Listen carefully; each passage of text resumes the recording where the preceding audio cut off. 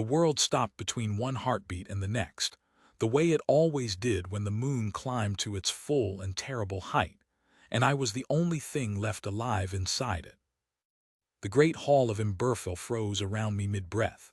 A serving girl stood halted with a pitcher tilted over a cup, the ribbon of wine hanging in the air like a thread of dark glass, not falling, not moving, caught. My steward's mouth was open on a word he would never finish while the Stillawar held him. The fire in the long hearth had stopped burning, not gone out, only stopped, each flame a curl of frozen orange sitting motionless on the log, giving neither heat nor sound. Snow that had been drifting past the high windows hung suspended in the black air outside, 1,000 white stars nailed to nothing. Every full moon it came. The hold called it the Stillawar, though it ran far longer than an hour, and in it the whole of Imberfil, every wolf, every soul, every flame and falling thing locked in place as though the world itself had held its breath and forgotten how to let it out. Only I moved. Only I stayed awake in that silence, walking my frozen kingdom alone, king of a court of statues. And inside me, where my wolf should have been, there was ice. I remember when he was fire. I remember the years before the curse, when the moon meant the shift, meant running the ridgelines with the pack at my flank and the wind full of the whole living world, when my wolf rose in me warm and vast and glad. That wolf was gone now, not dead, worse than dead. Caged. Every Stillawar I felt him there behind my ribs, a great cold weight locked in frost, straining and silent, unable to reach me, unable to be reached. I could not shift. I had not shifted in 11 years. And each time the moon came full and the hold froze and I walked it alone, a little more of the ice crept out from him into me, so that I was colder in the spring than I had been the winter before, colder each year, a man slowly turning to the same frozen thing my wolf had become. They told me, the seers, the healers, the old ones who read the moon, that one day the Stillawar would come and I simply would not thaw with the rest of them. That I would freeze standing mid-step like the serving girl in the hanging wine and stay that way, a statue among statues. The hold would wake and their king would not. I had stopped fearing it. That was the truest measure of how far the ice had gone. A man who fears his death still has something warm left in him to lose. I walked the frozen hall that night and felt nothing but the old familiar cold, and I thought, without grief, that perhaps this moon or the next would be the one, and that it did not much matter. The curse had come from a dying mouth. Years past in the border wars, my grandfather's grandfather had broken faith with the moon witches of the Ashen Valleys, and the debt had waited, the way old debts do, patient across generations until it found the last of the blood. It found me. An old woman of that ruined line, the last of them, spent her final breath laying it on the reigning alpha of Imberfil, and the reigning alpha of Imberfil was me. Let the moon that made your kind unmake you, she had said. Let your wolf freeze in you, and you freeze around him, hour by hour, moon by moon, until the north has a king of ice and nothing more. Then she died, and there was no one left of her craft to undo what she had done, and the first Stillawar fell that same month, and I had walked 11 years of frozen halls since. Healers came. Of course they came. A cursed king draws them the way a wound draws crows. They came from every pack of the north and from lands with no packs at all, herb women and bone setters and moon readers and charlatans, and I let them try because in the early years I still hoped. A woman who claimed she could sing the ice from a man's blood. A man who pressed hot iron and holy water to my chest and told me the wolf would leap free of the pain. Twins who worked in the dark of the Stillawar itself, chanting until their voices cracked, until I told them gently to stop before the freezing took them too. None of them thawed him.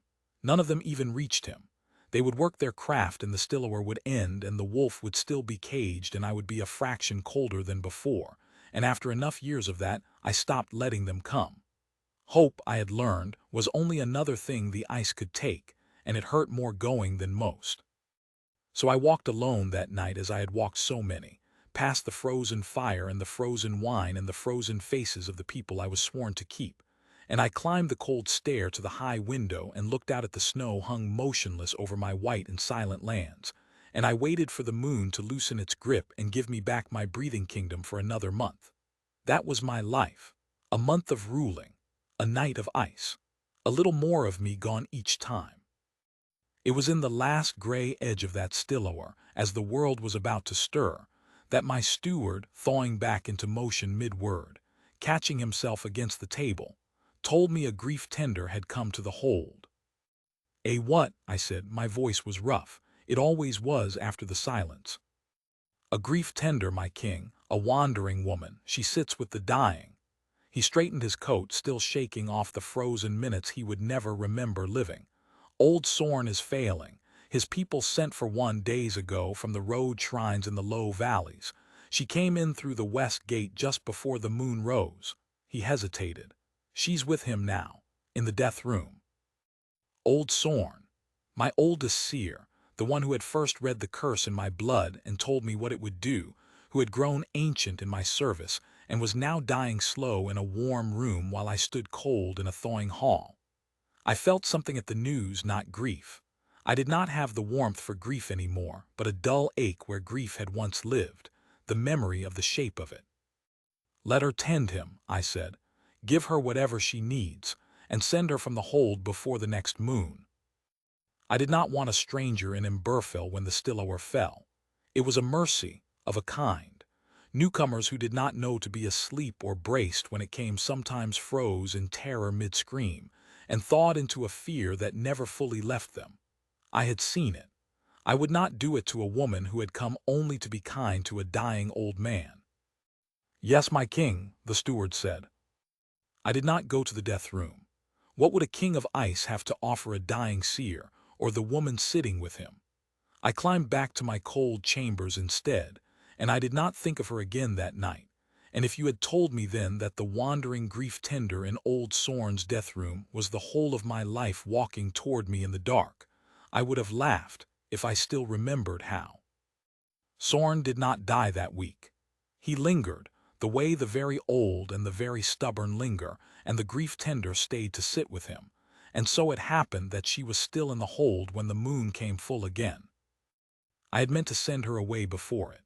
I had told the steward twice, but the passes had closed under a late blizzard, and no one could travel the roads, and so on the night the still hour was due to fall I went myself to the death room to warn her, to tell her, at least, to sit down and hold to something and not be afraid when the world stopped, because I would not have another soul frozen mid-scream in my hold.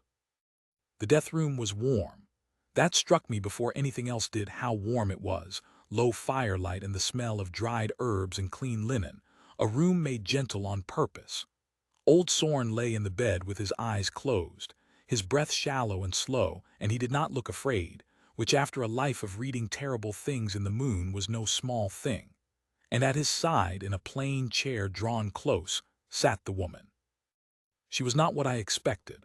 I don't know what I expected, someone grim, perhaps, a keeper of the dead with a face made hard by all the dying she had sat through. She was not that. She was young enough, though not a girl, with a quiet plain face and dark hair pulled back simply and hands folded in her lap, and she was watching old Sorn breathe with an attention so complete and so unafraid that I stopped in the doorway without meaning to. She was not waiting for him to die. She was not enduring the death watch. She was simply with him, wholly, the way I had not been wholly with anyone in 11 years. She looked up and saw me, and she did not startle, and she did not bow the way people bow to me, the quick frightened dip. She only inclined her head once and said, low so as not to wake the sleeping man, "My king." "You're the grief tender," I said. "Alira," she said, "yes." "The moon is full tonight," I told her. "In an hour less, something will happen in this hold that you have not seen before. The whole of Imberfell will stop. Everyone in it will freeze where they stand mid-motion and stay so until it passes. It does not hurt, but it frightens those who don't expect it, and the fear can stay." I said it plainly, the way I said all hard things now, worn smooth by repetition. "Sit, hold to the chair, close your eyes if you can. It will end, and you will not remember the frozen time, only the fright before and after. I came to spare you the worst of it." She listened to all of it with that same complete attention she had given the dying man, and when I had finished, she was quiet a moment, and then she said something no one had ever said to me about the still hour. "You're kind to come and tell me yourself." I did not know what to do with that. Kind. There was no kindness left in me. There was only ice and the memory of warmth, and the small automatic mercies a king performs the way a clock keeps time, out of mechanism, not feeling. I did not answer her. I turned to go, meaning to be back in my cold high hall when the moon took the world, alone as I was always alone in it. I did not make the stair. The still hour fell early that night. The moon must have crested sooner than the seers reckoned, and it took me on the threshold of the death room with one foot lifted, and the whole hold went silent and stopped around me, and I stood frozen in body but awake in mind as I always was, ready to spend the long cold silence walking my kingdom of statues. And then Elira stood up from her chair. I want to tell you what that was like, to have watched the world stop 100 times and be the only thing that moved in it, and then to see, impossibly, for the first time in 11 years, someone else move. She rose from the chair. She looked at old Sorn, frozen mid-breath, and touched his hand once gently, and then she turned, and she saw me halted in the doorway with my foot in the air, and her plain, quiet face changed, not to fear, to recognition. As though she had been waiting, without knowing it, to find someone else awake in the silence. She crossed to me. In the still hour, where the very fire did not burn and the snow did not fall, she crossed the frozen room to me with her warm, ordinary steps, and she stood before her king who could not move, and she looked up into my caught face with something in her eyes that I had no name for any more. And she said, into the total silence of a stopped world, the first words anyone but me had spoken in a still hour in 11 years. "You're so cold." She could not have known what she was saying. She meant my face, perhaps, frozen and gray in the moonless dark. But the ice inside me, the great caged cold weight of my wolf, locked in frost behind my ribs, heard it, and something in that ice shifted, the smallest fracture, a hairline crack running through 11 years of winter, and for the space of a single frozen breath I felt, faint and far off, my wolf stir in his cage and lift his head. Then the still hour passed, and the world lurched back into motion, and my lifted foot came down, and old Sorn drew his interrupted breath, and the fire in the far hall roared back to burning, and I stood in the doorway staring at a wandering grief-tender named Elira, who had walked the frozen silence to me as though it were nothing at all. "You moved," I said. My voice was not steady. "In the still hour you moved." She looked as shaken as I was, though she hid it better. "I don't understand what happened," she said. "The room went strange, quiet, and you were standing there and you didn't. I thought you were hurt, so I came to you." "No one moves," I said. "No one but me. 11 years and no one but me." I was staring at her the way a starving man stares at bread. "Who are you?" "A grief tender," she said. "No one, a wanderer. I sit with the dying, that's all." But it was not all. I knew it was not all, standing there in the death room with my dead cold wolf stirring in me for the first time since the curse fell. And I think some part of her knew it was not all either, because her hand had risen without her willing it to press flat against her own chest, over her heart, where mine was ice. I did not sleep that night. I sent for old Sorn's records, the ones he had kept across his long life of reading the moon, and I sat in my cold chambers turning brittle pages by candlelight, hunting for anything, any word about a soul who could wake and move inside the still hour. I found nothing. The still hour was mine alone, the curse's cruelest joke, that I should walk my frozen kingdom by myself for 11 years, that solitude woven into the punishment as tight as the freezing. No one moved in it. It was law. It was the curse's whole cold spine. And a wandering woman had risen from a chair and walked it to me, and told me I was cold. I did not send her away when the passes cleared. I told myself it was because old Sorn was still dying and needed her, and that was true, but it was not the whole of the truth, and I knew it. The whole of the truth was that for one cracked frozen breath in the death room I had felt my wolf move, and after 11 years of ice, I would have burned down the hold before I let that feeling walk back out through the west gate. She stayed. She tended old Sorn, and she tended others too, because word spread through Emberfell that a grief tender was in the hold, and it turned out that a hold ruled 11 years by a king of ice had a great deal of ungrieved grief in it. People came to her.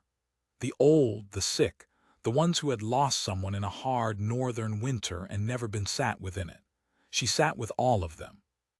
I watched her do it from doorways, from the shadowed ends of halls, a king spying on a grief tender, and not knowing why except that watching her warmed some frozen thing in me by a degree I could not afford to lose again. She was not a healer. She did not sing ice from blood or press hot iron to cursed hearts. She had no craft to work on me and made no offer to try. What she did was simpler, and I came slowly to understand, far rarer. She was not afraid of the things everyone else in my hold was afraid of.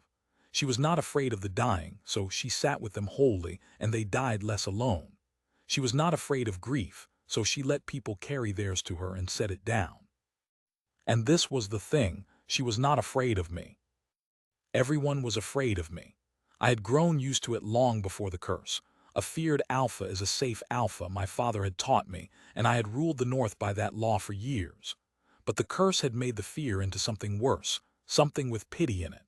My own people looked at me the way you look at a man with a wasting sickness, kindly and from a careful distance, already half mourning. Even my steward, who had served me 20 years, spoke to me as though I might crack. Alira spoke to me as though I were simply a man. The first time it happened, I did not know how to answer her. She had come out of old Sorn's room in the gray of a winter morning, worn thin from a night's watch, and I was in the corridor, and instead of the careful dip and the careful eyes, she looked at me and said, "He asked for you last night, in his sleep. He called you the boy." And she smiled, tired and real. "I think you were a good boy to him once, whatever you've become since." Whatever I've become since. No one else in the North would have dared. I felt the ice in me sting at it, the way frost-bitten flesh stings when warmth first touches it, pain, but the pain of thawing. "He raised me after my father died," I heard myself say. I had not spoken of my father in years. Sorn. He read the moon for 3 kings, and he read me my curse, and he never once let me see that it frightened him. I stopped, surprised at myself, at the words coming out of the cold. He is the last one who remembers me as anything but this. Alira did not fill the silence with comfort. That was another of her gifts. She let a hard, true thing sit in the air and be true, without rushing to soften it. She only looked at me, and after a while she said, "Then it's a mercy you have a little more time with him, even like this." "Even like this," I repeated. And I understood, standing in the cold corridor, that she had seen exactly what I was, a king slowly freezing to death, ice creeping out from a caged wolf into a hardening heart, and that she was not looking away from it and was not pitying me for it either. She was simply with me in it, the way she was with the dying, wholly, unafraid. I began, without deciding to seek her out. I told myself there were reasons. There were always reasons. Old Sorn's care, the running of the hold, the endless small matters a king must sign his name to. But the truth was that the cold in me was a fraction less cold in the room she was in, and I had spent 11 years starving for warmth I thought was gone from the world. And I had found a woman who carried it in her ordinary warm hands, and I could no more stay away from her than a frozen man can stay away from a fire. We talked. I had forgotten how to talk to anyone who was not afraid of me, and it came back slowly, rusty, like a wolf remembering how to run. She told me of the road. She had wandered the North for years, sitting with the dying wherever the death shrine sent her, from hold to hold, valley to valley, a woman with no pack and no place of her own. I asked her once why. Why a life like that, all grief and departure, no hearth to call hers? She was quiet a long moment. We were in old Sorn's warm room. The old man slept. The fire was low. "Had people once," she said. "A mother, a brother, a small house in a low valley, nothing grand." Her hands were folded in her lap the way they always were, still and certain. "A fever came through the year I was grown. It took them in a week, both of them, and there was no one to sit with them at the end but me. I was too young to know how. I only knew to hold their hands and not run, and they died less afraid because I stayed. She looked at the fire. After, I found I couldn't do anything else. I couldn't go back to a small house and a small life, not with the door of it standing open to that. But I could do the one thing I'd learned. I could stay, so I stay. I go where the dying are and I don't run, and she smiled, faint, it's not a warm life, my king, but it's not an empty one. Sitting with the leaving teaches you a great deal about the worth of the staying. I looked at her, this woman who had lost everything young and turned the loss into a lifetime of not leaving, who walked toward the very thing the whole world runs from and sat down beside it, and the crack that had run through the ice in me in the death room widened by a degree. My wolf, deep in his frozen cage, turned toward her voice the way a plant turns toward light. I felt it. After 11 years of feeling nothing but cold, I felt my wolf want, and what he wanted was to be where she was. You should not have to sit with the dying alone, I said low. Someone should sit with the grief tender. She glanced at me, surprised, and something moved across her plain, quiet face. The first uncertainty I had ever seen in her, the first crack in her own calm. No one ever has, she said. The moon came full again. I dreaded it now in a way I had not dreaded it in years, not for myself but for her. She had moved in the last still hour. She would move in this one, and I did not know what that meant or whether it was safe, or what the curse would make of a soul who broke its coldest law. I went to her before the moon rose and told her to stay in old Sorn's warm room and hold to the chair, and if the world stopped and she found herself still moving, to stay where she was and not come looking for me. She said she would. She lied. I should have known she would. A woman whose whole life was the refusal to leave a person alone in a hard hour was never going to sit still in a chair while her king stood frozen somewhere in the dark. The still hour fell. It took me in my high hall this time, standing at the cold window, and the world stopped, and the fire froze, and the snow hung motionless in the black, and I stood locked in my body and awake in my mind, alone in the silence as I had been 100 times. And then far off I heard a door. You cannot imagine the sound of a door in the still hour. Nothing sounds in it. It is the most complete silence in the world, a silence with no fire crackle and no wind and no breath in it, the silence of a stopped world. And into that silence, faint and impossible, came the sound of a door opening somewhere below, and then footsteps, warm, ordinary living footsteps, climbing the cold stair toward me. She came into the high hall walking through the frozen dark, and I stood caught at the window unable to turn to her, and she crossed to me the way she had crossed old Sorn's death room, unhurried, unafraid, and she came around in front of me so I could see her, and she looked up into my frozen face, and this time she did not say, "You're so cold." This time she reached up slowly, and she laid her warm, bare hand flat against my chest, over the ice, over the cage, over my frozen wolf, and she said, "I feel him in there, locked up."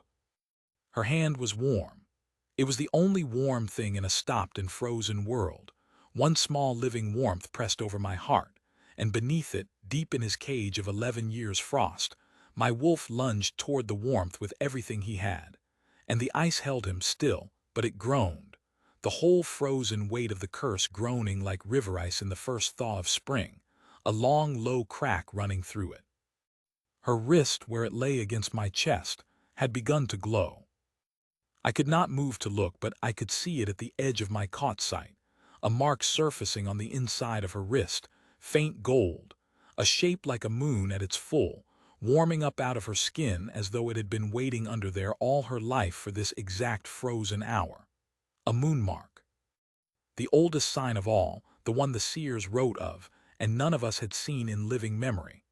The mark of a mate the moon itself has chosen, a soul made to be bound to another, surfacing in gold when the two who belong together at last stand close enough for the moon to see it. She was my fated mate, the wandering grief tender who feared nothing, who had lost everything young and learned to stay. She was the one the moon had made for me, and she had walked into a cursed hold and sat with a dying old man, and never once known that the frozen king watching her from the doorways was the whole reason her wrist had been waiting all her life to glow. The moon mark was why she could move in the still hour. I understood it then in that frozen breath, with sudden and complete certainty. The curse had frozen my kingdom and caged my wolf and left me to walk the silence alone, but the moon that laid the curse had also, in its old strange justice, made a mate for me who was moon-blessed enough to walk the frozen hour and reach me in it. The cruelty and the mercy woven into one thread. My wolf had known her the instant she first spoke in the death room. "You're so cold." He had been reaching for her ever since. But the still hour was passing. I felt it beginning to loosen, felt the world about to lurch back into motion, and her warm hand slid from my chest as her own frozen minutes ended with the rest of the holds, and she gasped and caught herself thawing, and the mark on her wrist faded back down to nothing, and the crack in the ice inside me, that long, low, groaning crack, held but did not break. My wolf sank back into his cage. Close. We had come so close. But the still hour was too short, and the ice was 11 years deep, and one warm hand for a few frozen minutes was not yet enough to thaw a curse. She stood swaying in the returned firelight, staring at her own wrist where the gold had been, and then at me, and I saw her understand it all in a rush the way I had. "That's what you are," she whispered. "That's why." All this time her hand went to her chest again over her own heart. "I've felt it since the first night. I thought it was pity.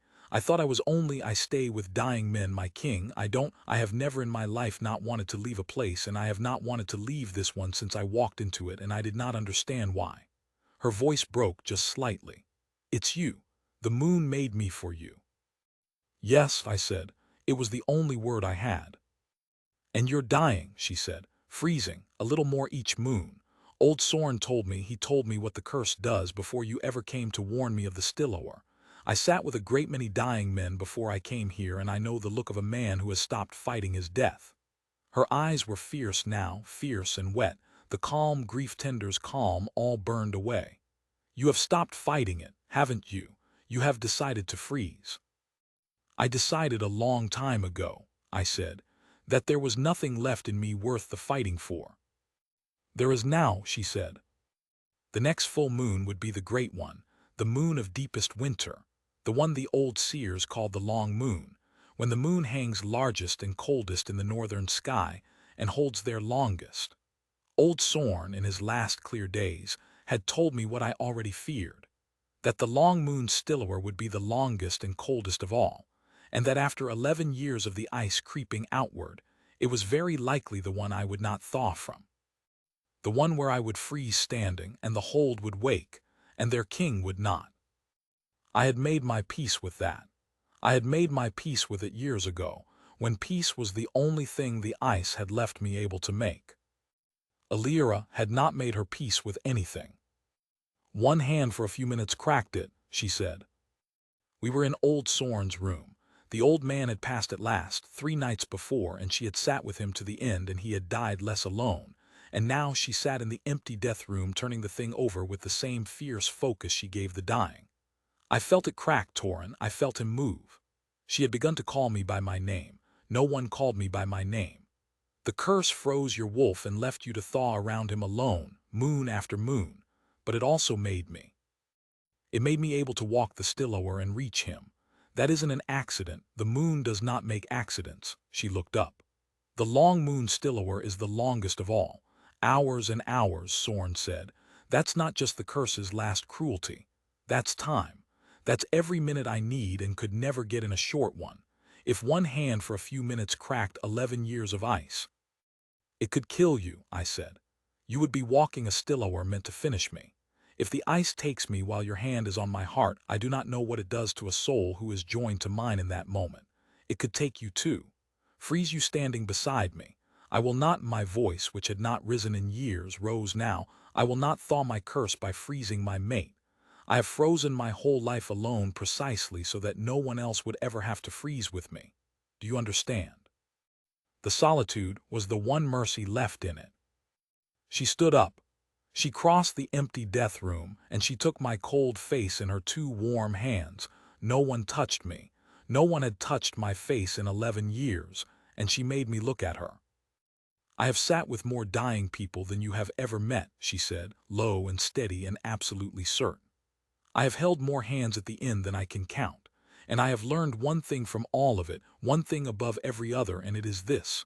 No one, Torin, should have to go into the cold alone. That is the whole of what I know. That is the only craft I have. I do not sing ice from blood. I stay. I stay in the hard hour when everyone else runs, and because I stay, the leaving is less terrible." Her thumbs moved against my frozen cheeks. "You have spent 11 years making very sure no one had to freeze beside you, and I have spent my whole life making very sure no one had to. We were made for each other, you cold, stubborn man. The moon knew what it was doing." Her voice dropped to almost nothing. "I am walking that long moon still. I am putting my hand on your heart. And if the ice takes me too, then it takes me warm, beside the one I was made for, which is a better death than any I have ever sat beside. But it will not take me, because I do not intend to freeze you free of that curse, Torin. I intend to thaw you free of it. There is a difference, and it is the whole difference, and it is warmth, and I have more of it than 11 years of any curse." I looked at her, my fated mate, the grief-tender who feared nothing, the warmth the moon had made and sent wandering the north until it walked in through my west gate, and the ice in me, the great 11-year cold, cracked 1 degree further just from the looking. My wolf lifted his frozen head. "Then stay," I said. The word came out of me broken and warm. "Moon, help me stay." The long moon rose. I had the hold made ready, as well as a hold can be made ready for a thing it does not understand. I sent the whole of Imberfell to their beds and their braced places. I did not want a soul awake and standing near us when the great Stillowar fell. And I had them build the fire in the great hall high and roaring, foolishly perhaps, since the Stillowar would freeze it mid-burn. But I wanted, if these were my last thawed minutes, to spend them warm. Alira stood beside me before the great hearth, and she had her sleeve pushed back from the wrist where the moonmark would surface, and she was not afraid.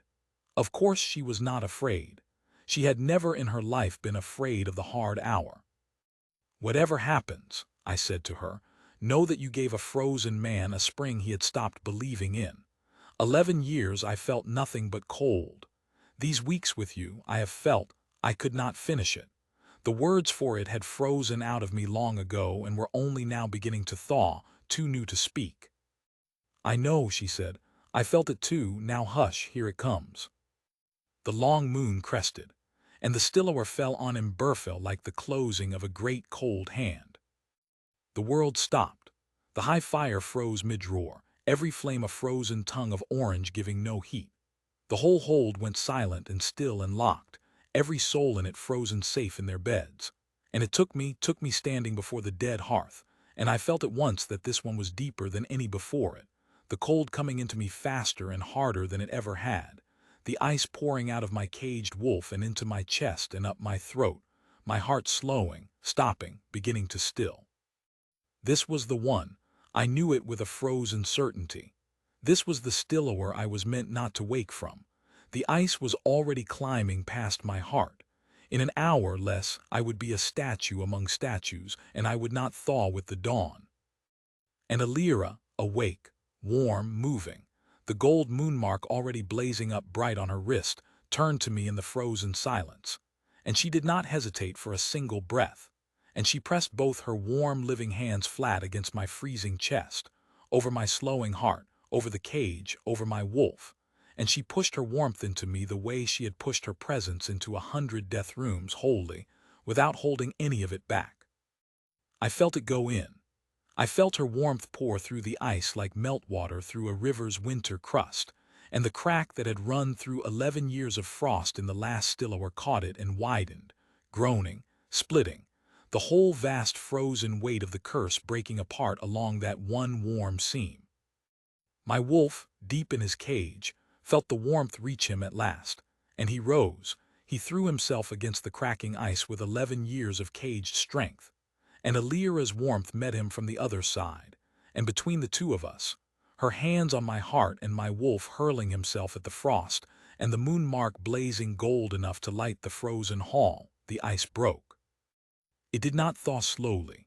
It broke all at once, the whole curse shattering like river ice in a spring flood, and the sound of it, the sound of a curse breaking in the total silence of a still hour, was the loudest thing I have ever heard, a great cracking roar that was also, somehow, a howl, my wolf's howl, 11 years silent, tearing free. And I moved. I moved in the still hour. For the first time in 11 years, I was not the only thing awake in the frozen dark, and I was not caught and locked in my own frozen body. I moved, warm, whole, my heart slamming back into a full living beat, my wolf free and blazing and vast in me again.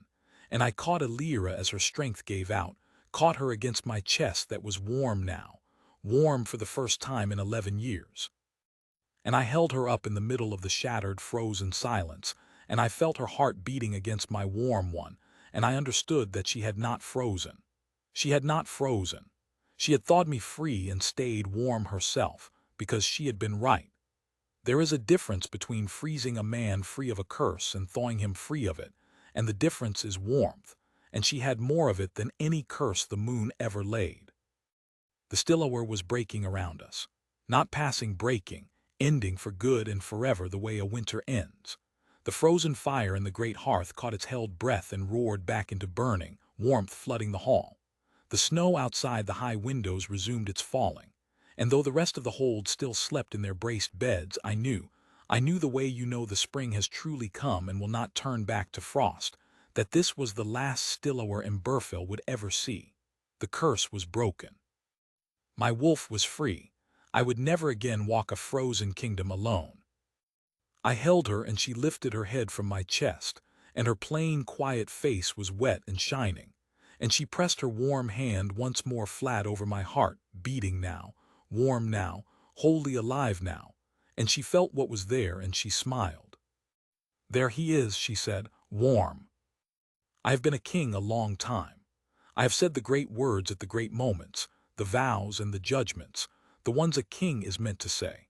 I did not say any of them then. I only stood in my thawed and fire-lit hall with my fated mate warm and living in my arms and my wolf blazing glad in my chest after 11 frozen years, and I said the truest and smallest thing I had.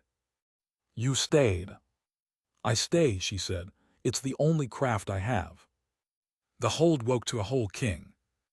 They did not, most of them, understand what had happened in the night, only that the long moon had passed, and the dreaded great still hour had come, and that when the dawn broke their king walked out into the great hall not gray and cold and half frozen as he had walked out of every moon for 11 years, but warm and quick, and with his old wolf plain in his eyes again, and a wandering grief tender at his side with a faint gold mark on her wrist in his cloak, my cloak, the heavy fur one, which I had settled over her shoulders myself while she slept off the thawing, wrapped warm around her.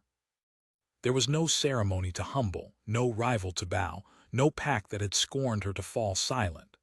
The thing the moon had made me overcome was never a rival or a court. It was the ice, and the ice was gone. The old ones who had failed to break the curse, the healers who had come and gone across 11 years, they were not there to see it, and I found I did not need them to be. It was enough that Emberfell woke warm. It was enough that the elders who had watched me freeze by degrees now watched me thaw, and wept, some of them, old wolves who had served me since before the curse, weeping openly in the great hall to see their king come back to himself. I made her my Luna. Of course I made her my Luna, but I did not command it, the way an alpha king is meant to command such things. I asked it. I stood before her in the warm hall the morning after the long moon, my whole hold gathered and glad around us, and I did not stop a ceremony or take her hand before all as a claiming. I knelt to her, a king to a grief tender, and I asked.